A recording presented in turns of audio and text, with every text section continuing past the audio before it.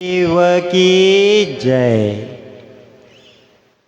विश्ववंदनीय संत सम्राट सदगुरु कबीर साहिब जी, मेरे हृदय मंदिर के पूज्य आराध्य गुरुदेव जी, मंच पर आसीन सभी वरिष्ठ संतजन, पारक के प्रिय स्नेही बंधुओं एवं माताएं, मुझे भी साहिब का एक स्नेह, एक प्यार मिला, एक अवसर मिला, सो उसके अनुरूप मैं भी आपके सामने गुरु को वचन रखने का प्रयास करता हूँ।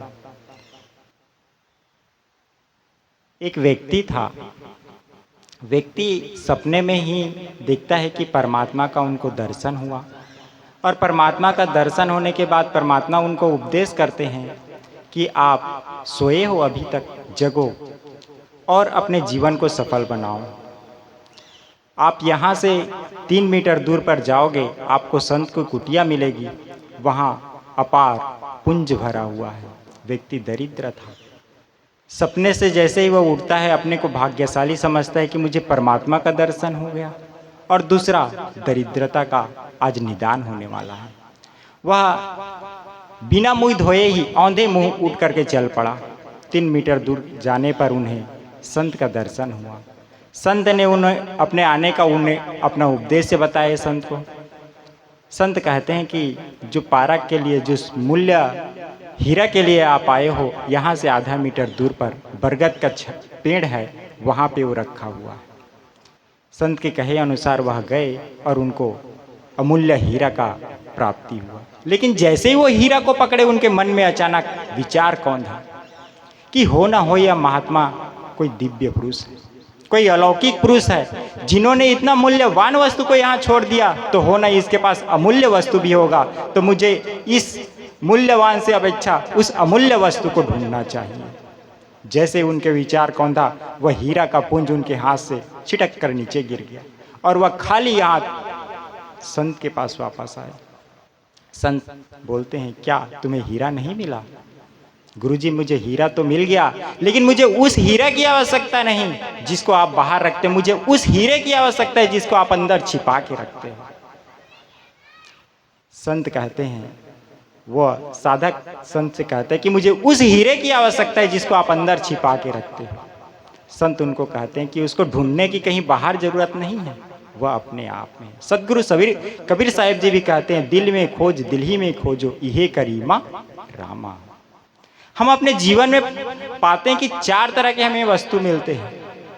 पहला मूल्यहीन वस्तु, दूसरा अल्प मूल्य, तीसरा अधिक मूल्य, और चौथा अमूल्य, जिसकी हम इन पैसों से गणना नहीं कर सकते, इन जवाहरातों से गणना नहीं कर सकते। मूल्यहीन वस्तु क्या है? आज हमें जो 1.5 GB डेटा मिल रहा है मोबाइल में, मैं समझता हूँ आज जितने भी हमारे बीच बैठे हुए हैं उन सबके पास है, और हम इस 1.5 GB जो डाटा मिल रहा है उसमें हमें ये कभी एहसास नहीं होता कि हम कभी बेरोजगार हैं। हम समझते हैं कि हमारे पास रोजगार मिल गया है, और लेकिन हम इस पे विचार नहीं करते ये हमको कितने मूल्यवान है। ये हुआ मूल्यहीन। हमें इससे मिल क्या रहा है?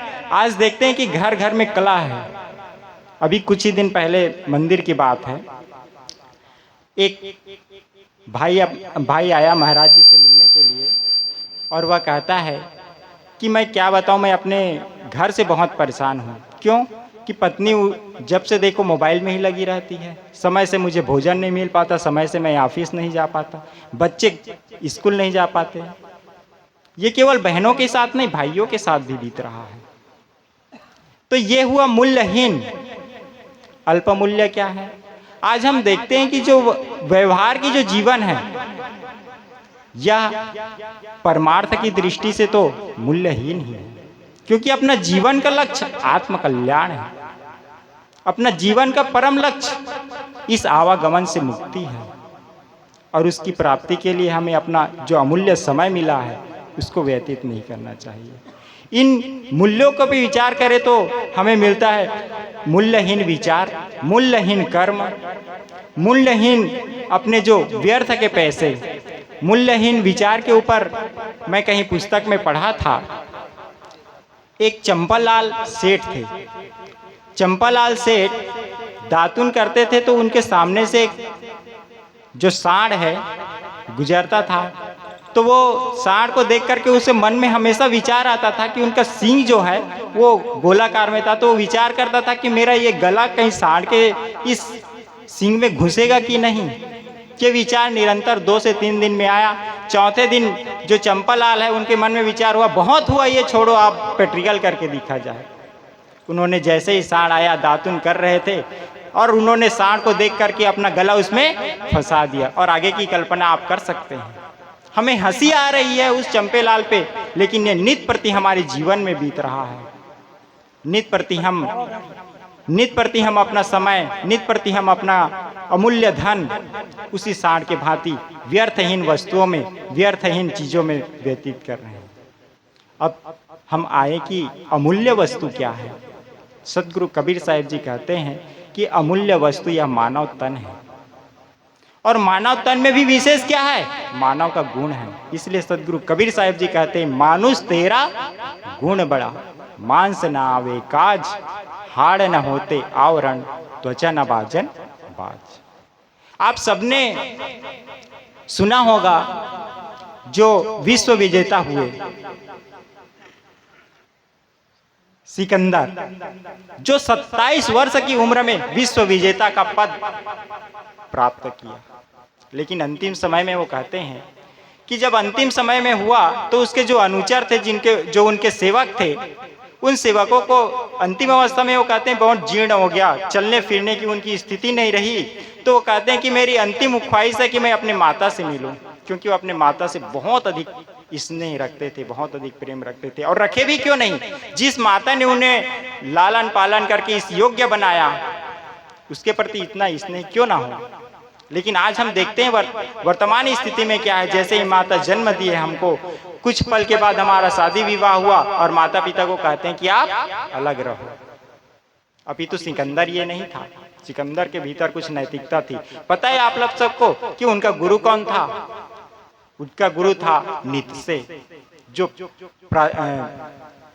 पाश्चात्य दार्शनिक, बहुत बड़े दार्शनिक हुए हैं, जिनका विचार ही इस अस्तित्ववाद को लेकर के है कि मानव का अस्तित्व ही सर्वश्रेष्ठ है। तो मैं आप लोग को अपना जो मूल्य तथ्य है कि मानव का गुण क्या है, मानव की विशेषता क्या है, मानव का अपना औचित्य क्या है, इस पर मैं एक आपको दृष्टांत दे रहा हूँ। कहते हैं कि सिकंदर अंतिम समय में जब अपने माता से मिलने के लिए विचार किया तो इतना अथक स्थिति में हुआ कि उनके अनुचर को कहते हैं कि किसी भी स्थिति में मेरे को माँ से मिला दो।